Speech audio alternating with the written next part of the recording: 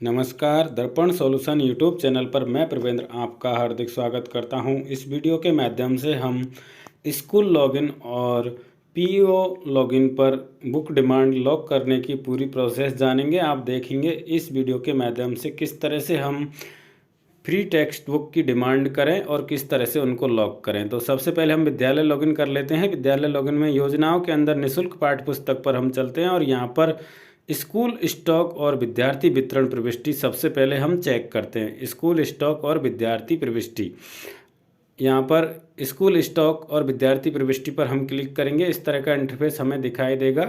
यहाँ पर हमें हमारा विद्यालय सीनियर सेकेंडरी है तो 1 से 8 और 9 से 12 का ऑप्शन दिखाई देगा। तो हम यहाँ पर 1 से 8 सेलेक्ट करते हैं पहले, और यहाँ पर जो नोडल से हमने डिस्ट्रीब्यूट किए विद्यालय को उनकी संख्या देखते हैं बुक, और गत वर्ष से शेष अवितरित और स्टूडेंट द्वारा लौटाई गई यहाँ पर हमें दिखाई दे रही है। पहली क्लास में ये संख्या शो नहीं होगी। अब हमारे पास टोटल 27 बुक्स हैं और इन 27 बुक्स को हमने स्टूडेंट को डिस्ट्रीब्यूट कर दिया। तो हमने यहाँ पर जो संख्या है वो देख ली है, मिलान कर लिया है, सभी जो संख्याएं वो अपडेट हैं। आप भी इस तरह से अपने स्टूडेंट की संख्या और बुक्स की संख्या का मिलान कर लें। जितनी बुक आपको प्राप्त हुई है उनमें से आपके जितना नामांकन है उतनी बुक्स आप डिस्ट्रीब्यूट कर दें, और उसके बाद में सबसे लास्ट बटन सेव है उस पर सेव कर दें। यहाँ पर देख लें आप अच्छे से सभी क्लास के सभी स्टूडेंटों की संख्या को मिलान करते हुए बुक्स का यहाँ डिस्ट्रीब्यूशन किया जाना है। तो यहाँ पर आप ऊपर के निर्देश देख लें और स्टूडेंट द्वारा लौटाई गई बुक्स की संख्या भी यहाँ देख लें। जितनी लौटाई गई है उनको भी डिस्ट्रीब्यूट करना है और जो नई बुक्स हैं उनको भी डिस्ट्रीब्यूट करना है। तो इस तरह से यहाँ पर आपका जो कैलकुलेशन है वो देखना चाहिए कि हमने इतनी बुक्स है जो यहाँ पर नई जो हैं डिस्ट्रीब्यूट कर दी है और इतनी बुक्स यहाँ पर पुरानी डिस्ट्रीब्यूट कर दी हैं, और इसको हम सेव कर देंगे।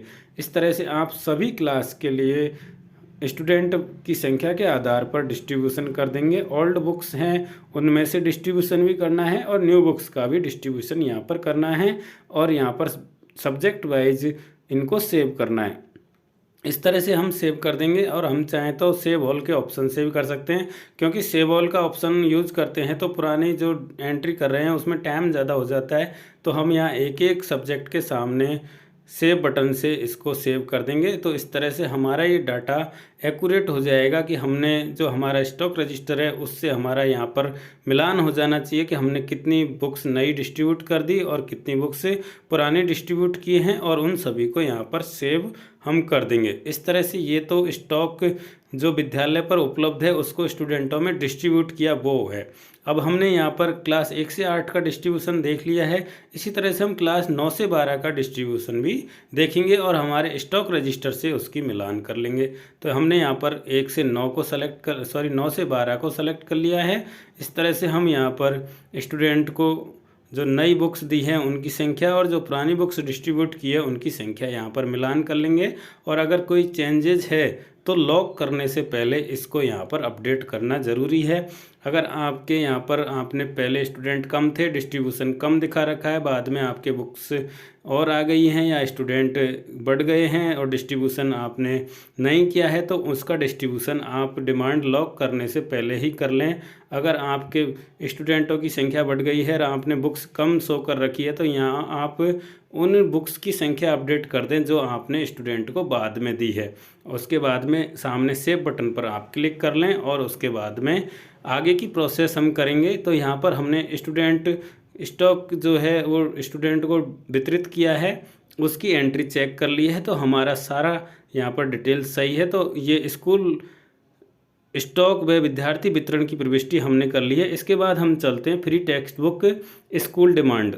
तो स्कूल डिमांड के अंदर हम जब जाएंगे तो हमने पहले वितरण का कार्य कर लिया है, तो हमारा अब यहाँ पर जो डिमांड है वो एकदम करेक्ट आएगी। हम 1 से 12 यहाँ सेलेक्ट कर लेंगे क्लास डिमांड के लिए, और यहाँ पर गो बटन जो सामने है view books demand for school पर क्लिक करेंगे तो हमारे स्कूल की डिमांड हमें यहाँ पर शो हो जाएगी। आप देख लीजिए, प्रोफाइल भी आप चेक कर लीजिए, आपके जो सारे सब्जेक्ट हैं वो यहाँ पर शो हो जाने चाहिए। अगर नहीं हो रहे हैं तो अपनी प्रोफाइल आप चेक कर लें।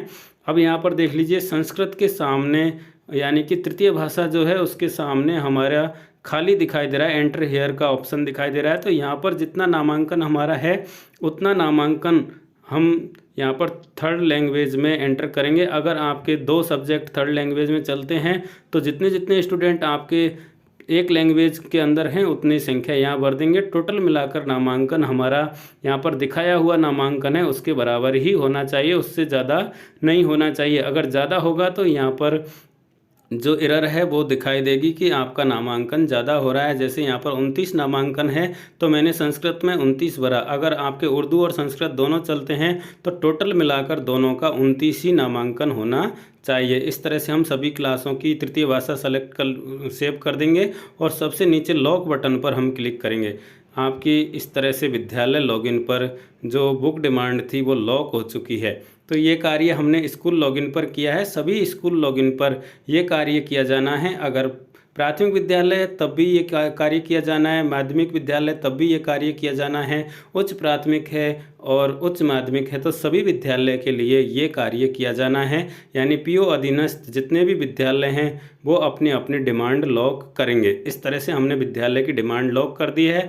अब हम पीओ लॉगिन पर चलते हैं। पीओ रोल हमने सेलेक्ट कर लिया है। यहाँ पर योजनाएँ दिखाई देगी और निःशुल्क पाठ्य पुस्तक हमें दिखाई देगी।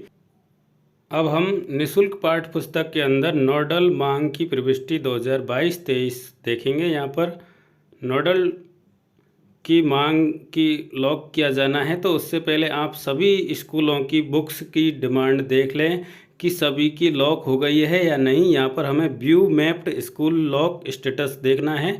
इससे पहले हमें यहाँ पर 5 और 8 कक्षाओं की 21-22 के आगामी कक्षा की प्रविष्टि यहाँ ऑप्शन दे रखा है। इसमें हम टोटल एनरोलमेंट जितना दे रखा है उसके हिसाब से तृतीय भाषा की संख्या अपडेट कर देंगे और उसके बाद में मैप स्कूलों का लॉक स्टेटस भी हमें चेक करना है। सभी का लॉक हो गया है और उसके बाद हम यहाँ क्लास सेलेक्ट कर लेंगे और क्लास सेलेक्ट करने के बाद नोडल की डिमांड देखेंगे। तो यहाँ पर मैप स्कूल हैं जो सभी की यहाँ पर लॉक हो चुकी है प्रविष्टि, ये देखना सबसे ज़रूरी है। तो हमने यहाँ पर ये कार्य भी कर लिया है और जनरेट क्लास 6-9 की डिमांड भी हमने कर ली है। उसके बाद हम 1 से 12 सेलेक्ट करके यहाँ नोडल की डिमांड को देखेंगे। इस तरह से यहाँ पर व्यू नोडल डिमांड पर क्लिक करते ही इस तरह के ऑप्शन खुल जाएंगे। यानी पीओ अधीनस्थ सभी विद्यालयों की बुक डिमांड हमें यहाँ पर दिखाई देगी। जितने भी हमारे अधीनस्थ विद्यालय हैं सभी की संख्या यहाँ पर एक साथ दिखाई देगी। जो भी संख्या आएगी वो यहाँ पर हमें दिखाई दे जाएगी। टोटल जो पीओ की मांग होगी वो यहाँ पर हमें दिखाई देगी। तो इस तरह से हम क्लास वाइज देख लें और अगर आपको कुछ करेक्शन लगता है तो आप उसमें लॉक करने से पहले ही विद्यालय स्तर पर अनलॉक ऑप्शन से उसको करेक्ट कर लें। अगर आपको कहीं लगता है कि इसमें थोड़ा गड़बड़ है तो विद्यालय लॉगिन पर अनलॉक का ऑप्शन है। जब तक कि हम पीओ लॉगिन से पीओ रोल से इसको लॉक नहीं कर देते। जब हम इसको पीओ रोल से लॉक कर देंगे उसके बाद किसी भी विद्यालय पर अनलॉक का ऑप्शन दिखाई नहीं देगा। तो ये चीज़ आप ध्यान कर लें। आप पीओ डिमांड कर रहे हैं तो उससे पहले कहीं भी करेक्शन है तो लॉक करने से पहले ही आप अपना करेक्शन कर लें।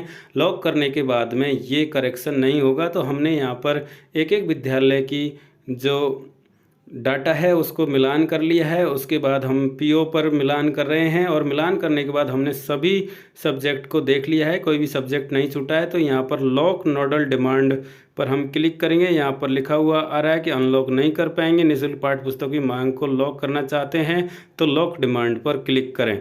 इस तरह से हमें यहाँ पर ऑप्शन दिखाई देगा। लॉक डिमांड पर हम क्लिक कर रहे हैं। क्लिक करने के बाद में हमारा nodal book demand lock successfully का मैसेज दिखाई दे रहा है और इस तरह से हमारा ये नोडल पर जो बुक डिमांड का कार्य है वो कंप्लीट हो चुका है। इस तरह से आप भी अपने विद्यालय की बुक डिमांड को लॉक कर सकते हैं। यानी पीओ रोल पर जो बुक डिमांड थी वो हमने लॉक कर दी है। इस तरह से हमने जो स्टेप यूज़ किए इन स्टेपों को आप उपयोग करें और आप अपने पीओ पर या विद्यालय पर अपने विद्यालय का डिमांड लॉक करें। इस तरह से यहाँ पर मैंने जो 6 और 9 के लिए डिमांड लॉक की थी उसको मैं आपको यहाँ पर बता देता हूँ। डाटा सेव सक्सेसफुली यहाँ पर हो रहा है और उसके बाद मैंने व्यू डिमांड फॉर नोडल पर क्लिक किया था। नीचे बुक्स की डिटेल दिखाई देने लगी थी। सबसे नीचे जाने पर हमें लॉक का ऑप्शन दिखाई दिया था, वहाँ से हमने इसको लॉक किया था। अभी हमने इसको लॉक कर दिया इसलिए यहाँ पर लॉक्ड दिखाई दे रहा है और आज की तारीख यहाँ पर दिखाई दे रही है। इस तरह से हमने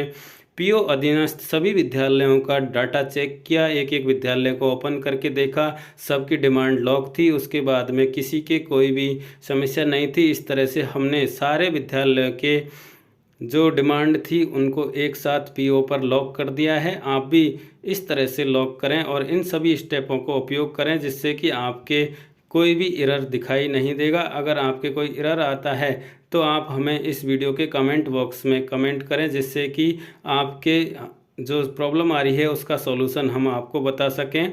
यहाँ पर जो एक दिक्कत आने वाली है कि जो संख्या हम भर रहे हैं थर्ड लैंग्वेज में, वो संख्या पूरे नामांकन के बराबर ही होनी चाहिए। उससे ज़्यादा अगर संख्या आप डाल रहे हैं तो वो यहाँ पर सेव नहीं होगा। तो उस समय आप ध्यान रखें कि थर्ड लैंग्वेज का जो डिमांड हम कर रहे हैं उसमें संख्या जितना टोटल नामांकन क्लास का शो हो रहा है उससे अधिक संख्या नहीं होनी चाहिए।